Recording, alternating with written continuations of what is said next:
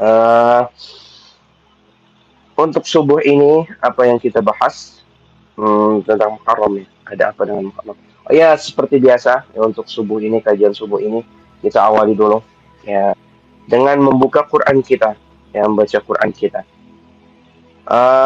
Kalaupun teman-teman tidak ingin membaca, ya setidaknya mendengar. Tapi setidaknya yang sudah lama Qurannya tidak buka, silahkan dibuka, ambil itu di ujung lemari itu. Ya, mungkin teman-teman ada yang nyimpan Quran tapi nggak pernah dibuka, nah sekarang ambil. Ya, nyimak, minimal nyimak. Ya, atau itu yang di HP-nya, di-download tapi nggak dibuka-buka Qurannya. Nah, sekarang buka sebentar aja. Gak usah lama-lama kita buka. Ya, 2 menit, 3 menit, ya kita buka minimal nyimak saya. Ya, satu halaman aja. A'udzubillahi minasyaitonirrajim. Inna iddatash syuhuri 'indallah itsna asyara syahran fi kitabillah yauma khalaqas samawati wal ard minha arba'atun hurum. Inna iddatash syuhuri 'indallah, sesungguhnya bilangan bulan pada sisi Allah ada berapa? Itsna asyara syahran, ada 12. Ya, fi kitabillah yauma khalaqas samawati wal ard minha arba'atun hurum.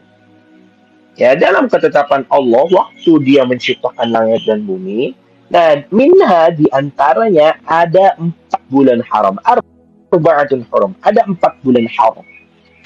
Ya, maksudnya apa sih 4 bulan haram, nanti kita bahas. Ya, tapi setahu teman-teman 4 bulan haram ini ada yang udah tahu bulan apa aja? Selain bulan Muharram, selain bulan Muharram apa aja? Ada yang tahu nih? Satu nih udah saya kasih tahu bulan Muharram. Nah, 3 lagi bulan apa lagi? Siapa yang tahu? Ayo, ada yang tahu? Ada yang tahu? Ayo. Ada yang tahu? Ada yang tahu? Mhm, mhm. Ayo, sukul ya lagi sebelum bulan Muharram apa? Ayo, ada yang tahu? Ketik di kolom chat. Ketik di kolom chat. Dulu nih, teman-teman. Yang aktif apa aja? Yang aktif berapa orang?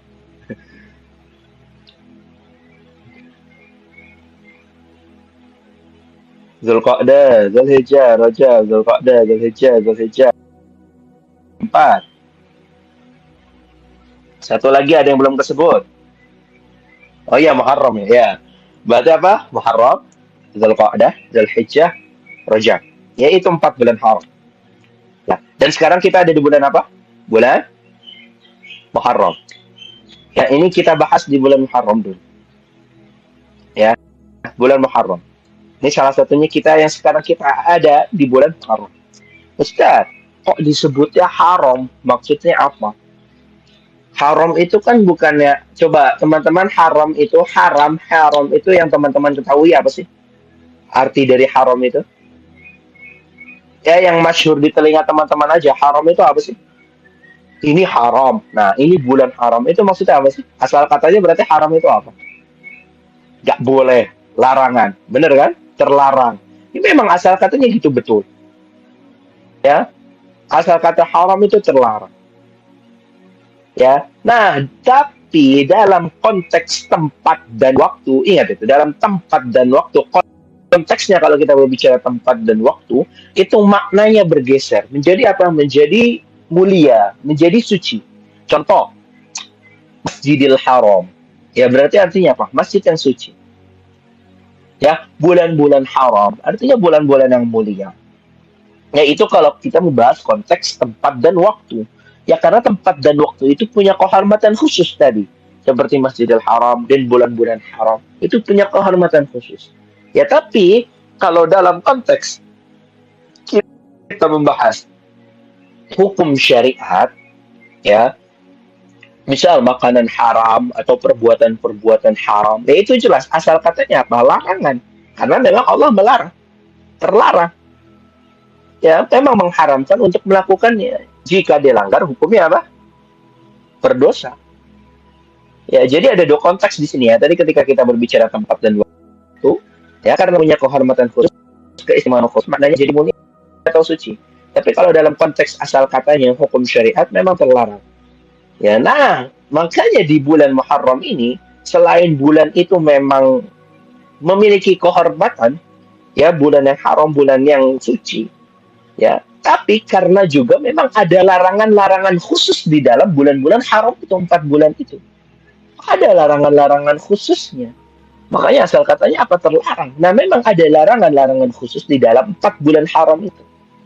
Apa aja larangan-larangan khususnya di bulan haram ini? Nah, yang pertama, tadi masih ada lanjutan lanjutan ayat yang tadi saya baca. Inna iddata syuhur 'inda Allah 12 syahran fi kitabillah yauma khalaqa samawati wal ard minha arba'atun hurum dzalika ad-dinul qayyim. Nah, larangannya apa? Fala tadhlimu fihinna anfusakum. Ya. Allah nyebut tuh, fala tadhlimu fihinna anfusakum.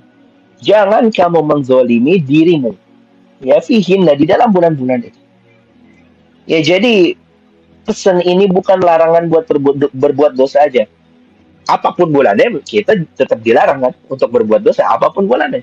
Tapi di bulan itu, di bulan-bulan itu ada peringatan khusus, ada ajakan-ajakan yang memang mengajak untuk kita lebih berhati-hati, lebih mendekat sama Allah, lebih tunduk sama aturan Allah. Ya segala bentuk kezaliman, nah ini poinnya, segala bentuk kezaliman, dosa, pelanggaran bisa menjadi lebih berat di sisi Allah. Hati-hati itu. Makanya kita diajak untuk lebih berhati-hati di bulan haram. Ya. Nah, tadi sebelumnya larangan utamanya apa tadi yang ditegaskan? Fala tadhlimu fihinna anfusakum. Larangan untuk menzalimi diri kita sendiri. Ya. Zalim di sini bukan hanya berarti menyakiti tubuh gitu, secara fisik ya, tapi juga mencakup segala apapun zalim, kezaliman, bentuk pelanggaran terhadap aturan Allah. Contohnya apa? Misalnya meninggalkan kewajiban, ya maksiat, melanggar hak orang lain. Misalnya apalagi nggak menjalankan amanah ketika diberi amanah. Nah, tadi yang seperti sudah bahas di bulan Muharram ini, ya dosa yang dilakukan ingat menjadi lebih berat. Ya karena Allah telah menetapkan waktu ini waktu yang terhormat. Tapi sebaliknya juga, ya ketika kita menjalankan, ya mengerjakan amal-amal yang baik, ya bernilainya juga lebih besar di hadapan Allah. Ya, jadi lipat gandakan ini di bulan ini, baik keburukan maupun kebaikannya. Jadi hati-hati dan manfaatkan. Ya jadi ingat yang tadi yang pertama apa? Jangan menzalimi diri kita sendiri. Itu larangan khususnya. Ya, jangan menzalimi diri sendiri. Fala tadhlimu fihinna anfusakum. Ya, jangan menzalimi diri sendiri, ya, apalagi orang lain. Ya, tadi karena ganjarannya, balasannya yang didapat di bulan-bulan yang haram itu, ya di bulan-bulan yang suci itu, balasannya dan hitungannya lebih berat. Ya, baik perbuatan baik maupun perbuatan buruk. Ya, lebih detailnya gimana sih Ustaz maksudnya fala tadhlimu fihinna anfusakum? Menzalimi diri sendiri itu maksudnya gimana sih Ustaz? Jangan selalu menyalahkan diri sendiri. Ya, jangan selalu menyalahkan, menyakiti diri sendiri, menyalahkan diri sendiri terhadap masa lalu. Ya, misal punya masa lalu atau apapun itu, kita selalu menyalahkan diri sendiri. Contoh kecilnya seperti itu. Harus bisa berdamai dengan diri sendiri. Ya, jadi jangan selalu menyalahkan masa lalu. Jadikan masa lalu sebagai pelajaran. Tapi jadikan masa depan sebagai tujuan. Nah, itu fokus. Ya, jadi jangan selalu menyalahkan diri sendiri. Kita fokus saja masa depan. Perbaiki yang lalu, kita fokus ke depan. Ya, mungkin ke depannya ini menarik. Kalau kita bahas tentang harus bisa berdamai dengan diri sendiri. Ya, mungkin itu next time kita bahas. Ya, karena itu penting. Kita sering mendengar kajian-kajian yang membahas tentang hablum minallah, hablum minannas. Ya, hubungan kita dengan Allah, bagaimana hubungan kita dengan manusia. Tapi jarang sekali dibahas hablum minan nafs. Bagaimana hubungan kita dengan diri kita sendiri. Nah, ini penting. Karena ketika kita sudah berdamai dengan diri sendiri, nanti itu kunci. Ya, segala apapun itu nanti akan terbuka ke depannya ketika kita sudah berdamai dengan diri sendiri. Ya, mungkin next time insya Allah kita bahas lebih detailnya. Ini menarik. Ya, hablum minan nafs. Hubungan dengan diri sendiri. Bagaimana kita harus bisa berdamai dengan diri sendiri. Ya, balik lagi. Ya, tadi larangan yang pertama apa? Fala tadhlimu fihinna anfusakum. Jangan menzalimi diri sendiri. Ya, jangan menzalimi diri sendiri. Apalagi? Ya, kemudian larangan apa lagi di bulan ini? Di bulan-bulan yang haram itu. Apalagi larangannya? Ada yang tahu? Ada yang tahu? Ada yang tidur atau ada yang tahu nih? Nah, kita tahu nih, ada yang tahu atau banyak yang tidur? Lebih banyak yang tahu atau lebih banyak yang tidur? Ada lagi, apa lagi? Balas dendam, apa lagi? Betul, apa lagi? Spesifiknya apa? Balas dendam seperti apa? Larangan di bulan haram ini. Apalagi larangannya perang. Ya, perang. Larangan nggak boleh perang. Ya, kecuali kalau memang terpaksa misal diserang orang duluan nih, misal suatu negara diserang duluan dan untuk hanya bertahan diri, nah baru. Tapi kalau kita berperang di bulan ini nggak boleh. Ya dulu zaman Rasul, nah itu bertanya dari Rasul, apa ayatnya? Ya selalu nakni syahrul haram kita nih. Qul kita fihi kabir. Ya mereka bertanya sama Nabi Muhammad kepada Nabi Muhammad, perang di bulan haram-haram itu. Qul kita fihi kabir. Berperang dalam bulan-bulan haram itu dosa besar. Ya, jadi karena selain bulan itu mulia, bulan-bulan haram itu mulia, punya keistimewaan khusus. Ya, tapi karena memang sejarahnya bulan Muharram ini sebelum bulan Muharram apa tadi? Sebelum bulan Muharram apa? Kita kan tahun baru nih di bulan Muharram. Nah, sebelum bulan Muharram apa? Bulan lalu bulan apa? Zulhijjah. Ya, Zulhijjah. Zulhijjah itu bulan apa sih? Nah, itu ada namanya tuh Hijjah. Hijjah berarti apa? Haji. Ya, musim haji. Bener kan? Nah, musim haji. Nah, kemarin kan kita sudah lihat berita tuh, atau mungkin ada anggota keluarga kita yang baru pulang selesai ibadah haji misalnya. Nah, tujuannya dulu agar orang, nah belum bulan Haram ini kan Zulhijjah. Nah, agar orang-orang yang pulang setelah ibadah haji ini ya bisa selamat sampai tujuan. Jadi gencatan senjata pada bulan haram ini, khususnya bulan Muharram ini, ya wajib diberlakukan. Biar apa? Biar jemaah haji yang pulang ya dari tanah suci ya bisa pulang ke negaranya masing-masing, ke rumahnya masing-masing dengan aman, dengan selamat. Nah, itu sejarahnya dari dulu. Ya. Nah, kemudian mengapa bulan Muharram ini dimuliakan? Ya. Tadi Muharram ini kan awal tahun. Betul ya, kita kan ini masih di awal tahun. Kalau dalam Masehi ada bulan Januari, kita punya Muharram. Jadi kita ini masih tahun baru. Ya masih di bulan awal ini kita masih tahun baru. Kan kemarin kita baru tahun baruan. Ya, jadi kalau tahun baru, awali tahun baru ini dengan hal-hal yang baik, dengan hal-hal yang suci. Ya, jadi gerbang bulan awal ini gerbang. Ya, harus dimulai dengan hal-hal yang baik, hal-hal yang suci, nuansa-nuansa yang baik, nuansa-nuansa yang suci. Ya, jadi kita sebagai manusia memulai awal tahun ini dengan kesucian. Ya jangan dengan kekerasan, jangan dengan kekotoran, jangan tadi apa dengan kezaliman. Ya ini masih tahun baru. Ya mulai dengan yang suci. Ya itu kenapa bulan Muharram itu sangat dimuliakan. Ya kemudian ada apa dengan Muharram? Ada peristiwa apa sih dengan Muharram? Ya bulan Muharram ini ada kisah. Ya saya yakin teman-teman sebenarnya banyak yang sudah tahu kisah ini. Kisah apa? Kisah selamatnya Nabi Musa alaihi salam. Nah, Nabi Musa ketika selamat dari kejarannya siapa? Kejarannya siapa? Kejaran siapa? Ayo, Nabi Musa dan Bani Israel dikejar-kejar siapa? Fir'aun. Ya betul, Fir'aun. Ya jadi peristiwa itu terjadinya kapan ya? Bulan Muharram. Ya tepatnya 10 Muharram. Ya, bagaimana lihat Allah menolong hambanya yang beriman, ya, dengan mudahnya menghancurkan kesombongan penguasa-penguasa yang zalim pada saat itu siapa? Fir'aun.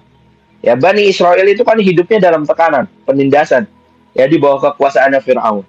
Ya, mereka kan dipaksa kerja keras, ya hak-haknya dirampas, bahkan kan bayi laki-laki itu dibunuh, ya. Untuk apa ya? Biar mempertahankan kekuasaannya, tiraninya Fir'aun itu.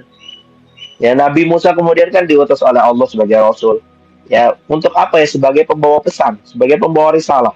Ya, biar apa? Fir'aun ini melepas Bani Israel, ya, biar menyembah Allah. Ya, udah diperingatin tuh membawa pesan Nabi Musa sama Firaun kepada Firaun. Ya, tapi Firaun kan apa? Kan nolak, sombong, angkuh. Ya malah nantang Musa, ya, malah menantang Nabi Musa kan dengan pasukannya yang banyak ini. Ya, kemudian apa? Kemudian Allah memerintahkan Nabi Musa untuk membawa Bani Israel ini keluar. Keluar dari mana? Dari Mesir. Ya, keluar dari Mesir. Kemudian Fir'aun itu kan ngejar, sama tentaranya itu kan ngejar. Nah, kemudian Nabi Musa sama Bani Israel itu kan terhenti di pinggir tepi Laut Merah. Ya, di depannya udah ada laut, ya, Laut Merah, udah ada lautan luas, tapi di belakangnya ini udah ada pasukan Firaun yang makin dekat. Jadi kan kondisinya terjebak waktu itu. Ya, kondisinya terjebak. Ya, waktu itu Bani Israel takut, putus asa. Ya, apa kata mereka? Itu diceritakan dalam Al-Qur'an, ya. Falamma taral jam'an qala ashabu Musa innala mudrakun katanya. Kata pengikut Musa, innala mudrakun. Sesungguhnya kita benar-benar akan tersusul gitu. No, itu mereka udah pasrah, udah takut. Ya Bani Israel. Tapi ingat, apa kata Nabi Musa? Ya dengan keimanannya, dengan keyakinannya, apa kata Nabi Musa? Qala kalla inna ma'iya rabbi sayahdi. Enggak, kata Nabi Musa. Inna ma'iya rabbi. Sesungguhnya Tuhanku bersamaku. Sayahdi. Ya dia akan menunjukkan aku. Dia akan memberi petunjuk kepada aku. Itu keimanan Nabi Musa. Itu keimanan Nabi Musa. Ya jadi Allah, lalu apa setelah itu? Kemudian Allah memerintahkan Nabi Musa untuk memukul tongkatnya ke laut, ya kan? Ya, kisah-kisah yang teman-teman kalian tahu, yang sudah tahu, kan Nabi Musa memukul tongkatnya ke laut. Tak, seketika itu laut itu kan terbelah. Jadi apa? Jadi jalan yang bisa dilewati. Ya, udah tuh. Nabi Musa sama Bani Israel lewat tuh jalan-jalan yang sudah laut yang terbelah, ya, jalan lewat, lari dari kejaran Firaun sama pasukannya, tapi Firaun sama pasukannya terus ngejar, ya karena laut itu udah jadi jalan kan, ngejar. Ketika Musa dengan kaumnya itu sudah sampai ke seberang, ya udah sampai ini, udah melewatin laut yang tadi udah jadi jalan, ya, terus apa yang terjadi? Lautnya kembali lagi kan, jalannya udah nggak ada lagi. Lautnya kembali lagi, Allah menutup laut itu lagi, kemudian apa? Fir'aun itu sama tentaranya tenggelam. Ya, itu kan kisah yang teman-teman sudah tahu. Ya. Nah, kisah itu terjadi kapan? Nah, kisah itu terjadi tanggal 10 Muharram. Ya, makanya Rasul kemudian menjadikan peristiwa itu sebagai momentum ya untuk syukur. Ya. Kenapa? Ketika Rasul itu tiba di Madinah, ya kemudian Rasul itu mendapati orang-orang Yahudi itu berpuasa. Ya, pada zaman Rasul nih. Udah zaman Rasul itu nemu orang-orang Yahudi itu berpuasa pada tanggal 10 Muharram, pada hari Asyura itu. Ya, sebagian mereka merayakan juga keselamatan Nabi Musa. Ya, tapi kata Rasul apa? Kami lebih berhak terhadap Musa daripada kalian, kata Rasul. Ngomong ke orang Yahudi tersebut. Ya, makanya setelah itu beliau Rasul berpuasa pada hari Asyura. Ya, dan memerintahkan umat Islam ya kemudian untuk berpuasa Asyura atau berpuasa pada 10 Muharram tersebut. Nah, itu asal usulnya. Kenapa kita diminta untuk berpuasa 10 Muharram? Ya, itu asal usulnya. Ya, tapi kemudian sahabat khawatir. Ini nanya ke Rasul. Rasul, itu kan hari agungnya Yahudi sama Nasrani nih, 10 Muharram. Kan kita katanya nggak boleh menyerupai kaum yang lain. Gimana caranya kita biar ngebedain identitas kita sebagai Muslim dengan mereka? Ya. Nah, baru Rasul bersabda waktu itu. Ya, apa kata Rasul? Baik, seandainya aku masih hidup tahun depan, ini kata Rasul. Ya, kepada umat Muslim, kepada sahabat-sahabatnya. Seandainya aku masih hidup tahun depan, ya sesungguhnya aku akan berpuasa juga pada tanggal 9-nya. Ya, untuk apa ya? Untuk membedakan. Ya, untuk membedakan identitas kita dengan Yahudi dan Nasrani, maka Rasul tadi memerintahkan. Apa kata Rasul? Seandainya aku masih hidup tahun depannya di bulan Muharram, maka aku akan berpuasa juga pada tanggal 9. Nah, tapi ternyata apa? Tapi qadarullah ternyata Rasul wafat sebelum tahun depan. Rasul wafat. Ya, sebelum datang Muharram tahun depan. Tapi itu tetap menjadi landasan sunnahnya. Ya, jadi kita dianjurkan puasanya Tasu'a dan Asyura di tanggal 9 dan tanggal 10. Ya, jadi siapa yang kemarin teman-teman ikut puasa? Tanggal 9, tanggal 10. Ada yang ikut puasa? Ada yang puasa? Nah, itu anjuran puasa. Ya. Terangkat dari kisah siapa? Yang sebagai momentum mensyukuri kisahnya Nabi Musa. Ya, selamatnya Nabi Musa tadi. Ya, itu asal usulnya. Dan itu terjadi di bulan Muharram. Ya, di bulan Muharram. Nah, peristiwa tadi kan jadi ingatan buat kita. Ya, jadi itu tuh jadi cerita buat kita juga. Jadi pertolongan Allah itu kan pasti datang. Ya, pertolongan itu pasti datang. Buat siapa? Buat orang-orang yang yakin, buat orang-orang yang sabar. Ya, jadi sebesar apapun kesulitan kita, ya selama kita bersandar sama Allah, ya jalan keluar itu kan terbuka. Ya, dari arah yang nggak pernah kita bayangkan sebelumnya. Ya kalau tadi lautnya mustahil terbelah menjadi jalan, tapi kan nggak ada yang mustahil bagi Allah. Kalau kita merasa kita sedang menjalankan sesuatu yang kita rasa mustahil, ya Allah akan memberikan jalan ya dengan cara yang lebih mustahil. Ya jadi nggak usah takut. Ya apapun kesulitan yang sedang kita rasakan, yang kita alami pasti ada jalan keluar. Kuncinya apa? Ya jangan bersandar kepada siapapun kecuali kita bersandar kepada Allah. Itu kuncinya. Ya yakin, ya yakin dan berserah kepada Allah. Jangan berputus asa. Ya itu peristiwa yang terjadi di bulan Muharram. Adapun katanya, mungkin teman-teman pernah mendengar entah dari siapa, dan saya banyak mendengar seperti itu. Banyak peristiwa-peristiwa lain katanya terjadi di bulan Muharram. Ya, eh misal ada yang bilang kisahnya nabi yang lain, kisah-kisah nabi yang lain seperti kisahnya Nabi Nuh. Ya, ketika ratusan tahun kan beliau menyeru kaumnya untuk kembali sama Allah, tapi sedikit yang beriman. Ya, tapi justru kan banyak yang ngejek tuh. Yang banyak yang ngeremehin Nabi Nuh, nantang Nabi Nuh. Ya, pada akhirnya kan Allah menurunkan azab tuh berupa apa? Banjir besar kan yang menenggelamkan waktu itu. Ya, kan Nabi Nuh udah memberikan peringatan. Nah, mau tahu nggak berapa followersnya Nabi Nuh pada waktu itu?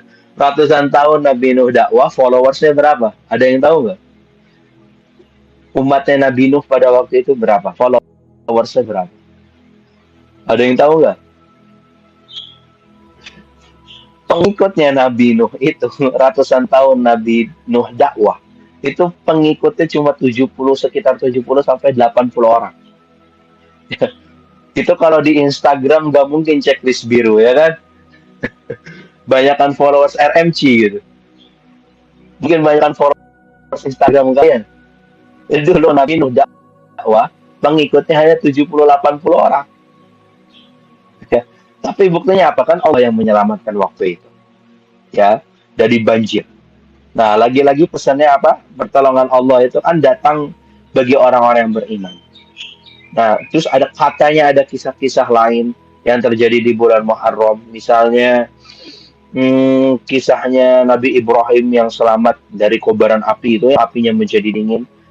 Ya, Raja Namrud kan murka, kemudian Ibrahim dibakar hidup-hidup.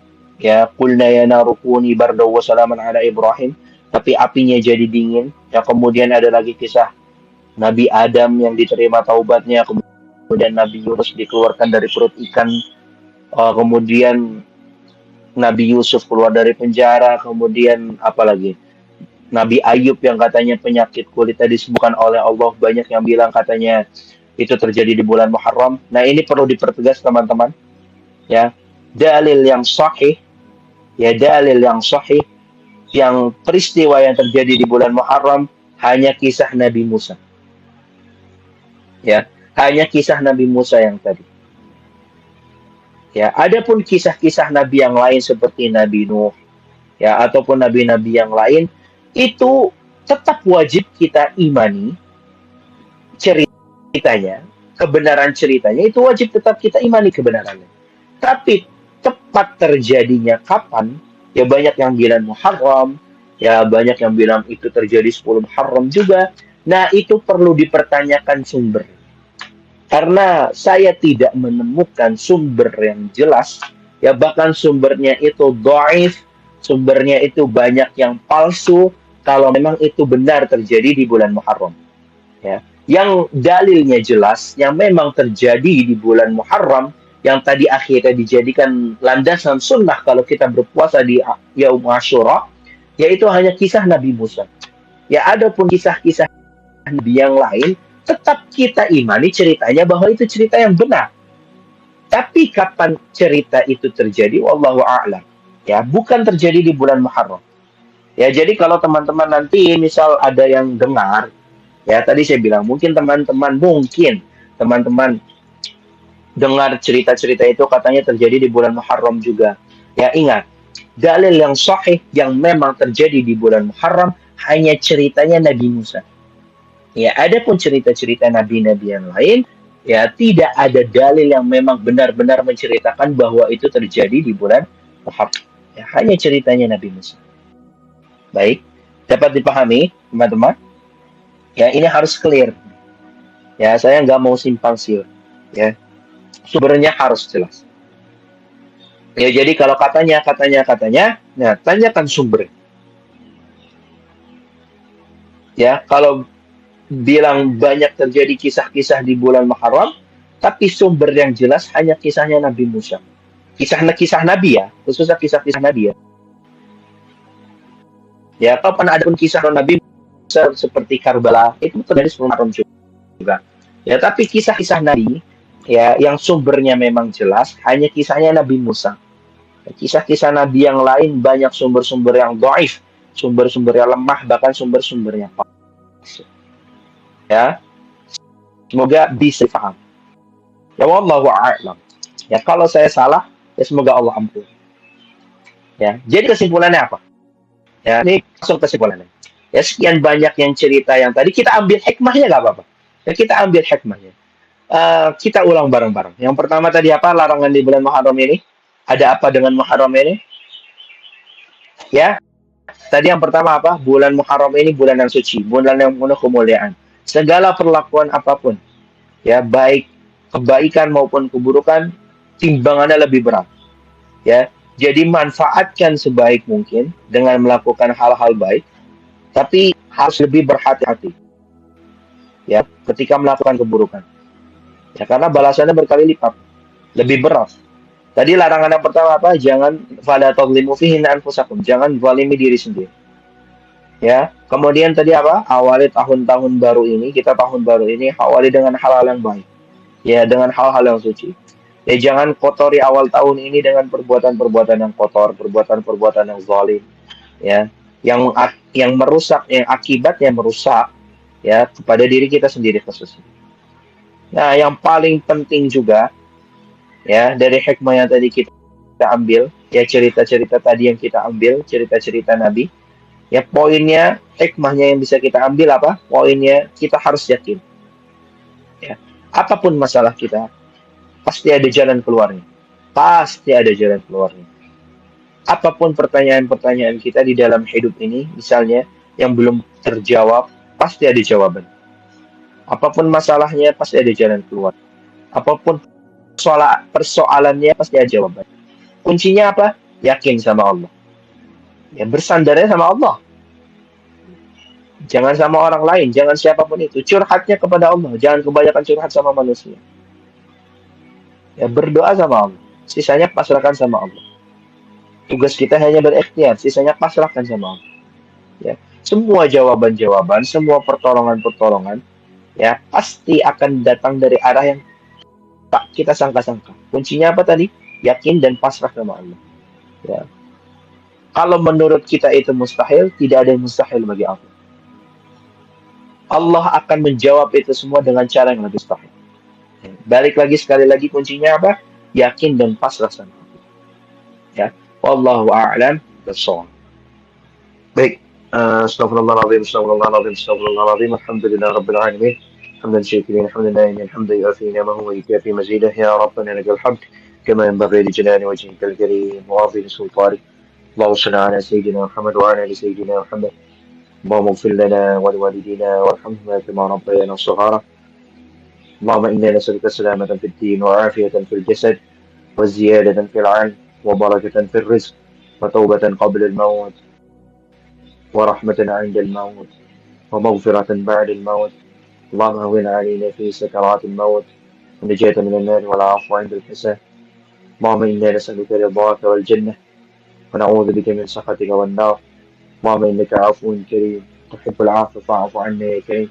اللهم إنا نعوذ بك من الهم والحزن ونعوذ بك من العجز والكسل ونعوذ بك من الجبن والبخل ونعوذ بك من غلبة الدين وقهر الرجال. حسبنا الله ونعم الوكيل نعم المولى ونعم النصير. لا حول ولا قوة إلا بالله العلي العظيم. اللهم صل على سيدنا محمد طب القلوب ودوائها وعافية الأبدان وشفائها ونور الأبصار وضيائها وعلى آله وصحبه وبارك وسلم. اللهم سلمنا وسلم ما معنا واحفظنا معنا وبلغنا وبلغ ما معنا. اللهم لا سهل إلا ما جعلته سهلا وأنت تجعل الصعب إذا شئت سهلا. اللهم انفعنا بما علمتنا وعلمنا ما ينفعنا وارزقنا علما ينفعنا. ربنا ظلمنا أنفسنا وإن لم تغفر لنا وترحمنا لنكونن من الخاسرين. ربنا آتنا في الدنيا حسنة وفي الآخرة حسنة وقنا عذاب النار وأدخلنا الجنة مع الأبرار يا عزيز يا غفار يا رب العالمين. سبحان ربك رب العزة عما يصفون وسلام على المرسلين والحمد لله رب العالمين.